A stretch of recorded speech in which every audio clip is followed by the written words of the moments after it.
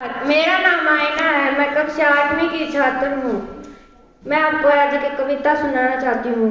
किसी का अपना हमेशा के लिए खो गया, रोता रहा पूरा परिवार और पूरा देश स्टेटस लगाकर सो गया। किसी की गोद उजड़ गई, किसी की मांग, और किसके सर के ऊपर से बाप का साया। और हमने तो सुना बस एक नौजवान शहीद हो गया।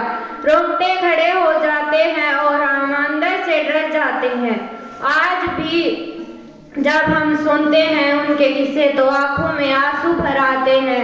इतना आसान नहीं होता हिफाजत वतन की करना। कितनी की लाशें नहीं मिलती और कितने के ही टुकड़े में घर आते हैं कि उसके चेहरे का रंग उठ जाता है। जब हम उसके पास होकर उदास जाएं तब क्या होगा जब बनकर एक लाश आए। ऊपर वाले उस दिन के लिए मुझे इतनी ताकत दे कि मैं खुद को संभाल सकूं। जब तिरंगे में लिपट कर मैं उसके पास जाऊं। बेशक मेरी हर एक सांस पर तुम्हारा नाम दर्ज था, बेशक मेरी सांस पर तुम्हारा नाम दर्ज था, मगर मुझे तुमसे जो दूर ले गया वह मेरा फर्ज था।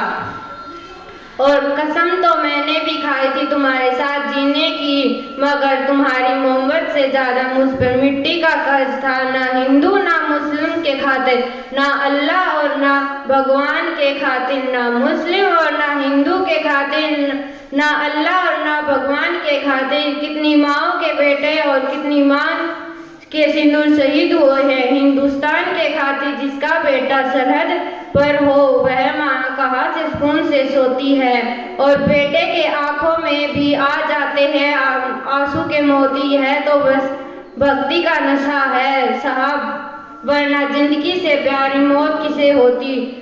तूने किसी वतन से प्रीत लगाई तो भूल गया किस माँ का बेटा है और किसी का भाई है, और किसने अभी अभी तो अपने हाथों में तेरे नाम की मेहंदी है रचाई। ऐ वतन तेरे खातिर मरने वाले अपने परिवार को याद न आई। कतरा कतरा लहू का जिस्म से बहता रहा देशभक्ति के नशे में।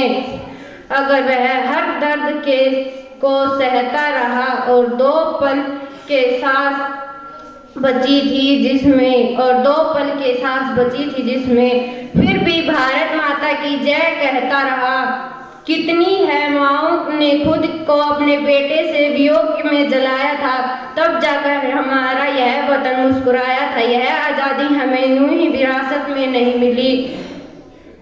कितनी ही वीरों ने अपना लहू का कतरा कतरा जमीन पर गिराया था।